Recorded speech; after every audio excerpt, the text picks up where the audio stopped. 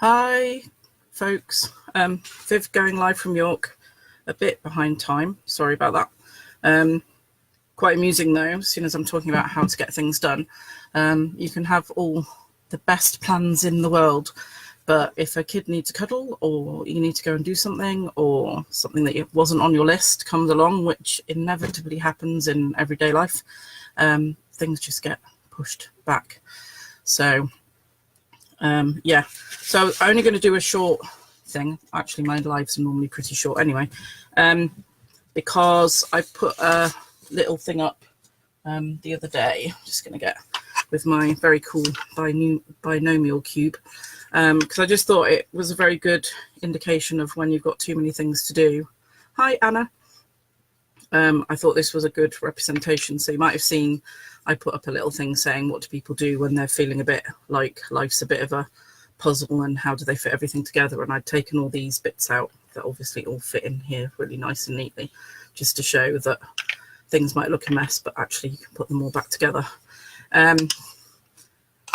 which I thought was a nice representation of feeling overwhelmed.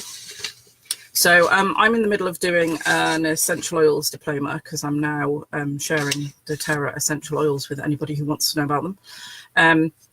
And I wanted to know a bit more of the science, because I'm a total geek, and you don't have to know the science behind essential oils. The lovely thing about doTERRA is that people share their own stories about how they've used the oils, and they share their learning. And when you join doTERRA, if that's something you want to do, you get all this lovely support from people and continued education classes, and you get to be able to talk to the people who are around you in the organization, blah blah blah.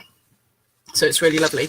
But so I've been doing this essential oil diploma, and as part of it I've got to do anatomy and physiology. So it's like a 6-part diploma. 3 parts are essential oils stuff and 3 parts are anatomy and physiology.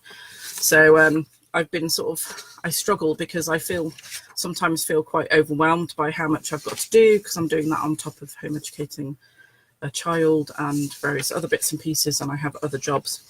So that's why I put that post up about just remembering that you can put everything back together.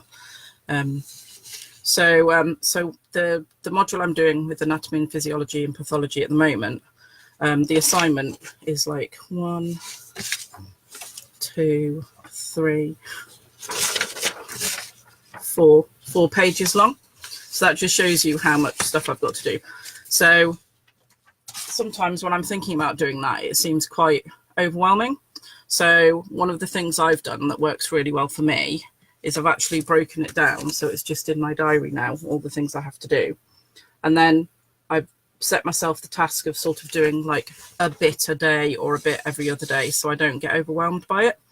It seems like quite a simple thing to do, and I'd thought all along that I needed to break it down into little bits. People are always saying that, but remembering to do it when you're feeling a bit overwhelmed about stuff is really difficult to do sometimes. So, and the lovely thing about this is I've put it in there, and then as I do one, I can mark it off. So then I can look at that and go, oh, I have actually done some stuff. Even if it hasn't been a lot, I can see that gradually over time I'm managing to get some stuff done.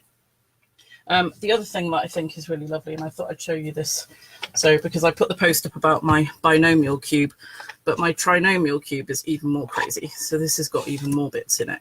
These are all representations of certain equations, so I get very excited about this because it's all maths based. But this one, I might put a picture up of it when I've dismantled it. This one's super crazy because it's got absolutely loads and loads of bits.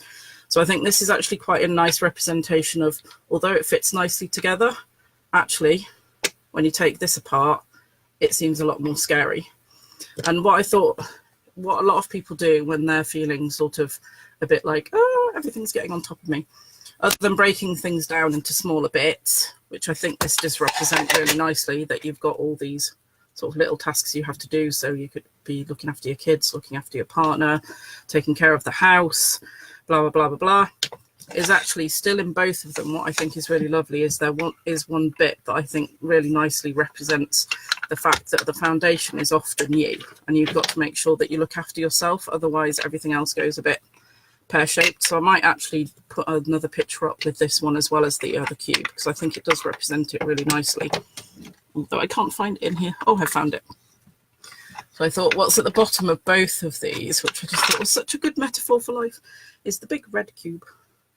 And this, I think, is a really good representation that actually a solid foundation of looking after yourself is fantastic. And then how you impact on other people is actually quite nice, really. And I'm not sure that Montessori, who I think designed these, or whoever designed these, thought, oh, it could be a really good metaphor for life. But I actually think it does work really nicely.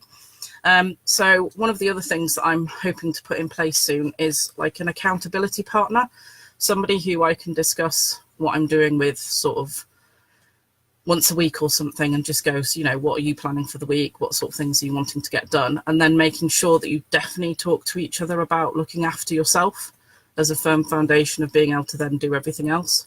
So that's something that I know I'm supposed to do, but it's really difficult to remember that to be able to be good for all doing all the other things you've got to do and everything else in your life, you've got to make sure you look after yourself. And there's obviously various different ways you can do that. And I think having somebody that you can talk to about it, like a loving partner, like I've got, but also having maybe somebody outside of that just to give you a nudge and say, hey, are you taking care of yourself? Because actually, when it comes down to it, you're the foundation of all the other things you do. And if you don't take care of yourself, then things might seem like they're a bit of a mess. If I show you all these, this isn't even half of this cube either, so just loads of bits. So I might put another thing up to show you that. It's going to take me ages to put it back together as well. So I've made a bit of a mess, look. This could be my life. Anyway, I hope people have enjoyed that.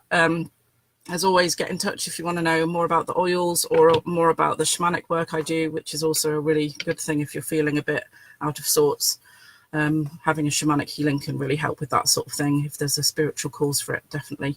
But I've got other bits and pieces I can do with people. I do a really nice sort of reading pictures in stones thing that I haven't quite worked out what to call it, but really helps you if you're stuck with an issue. It's a really lovely way of unpacking that issue in a way that is creative and empowering.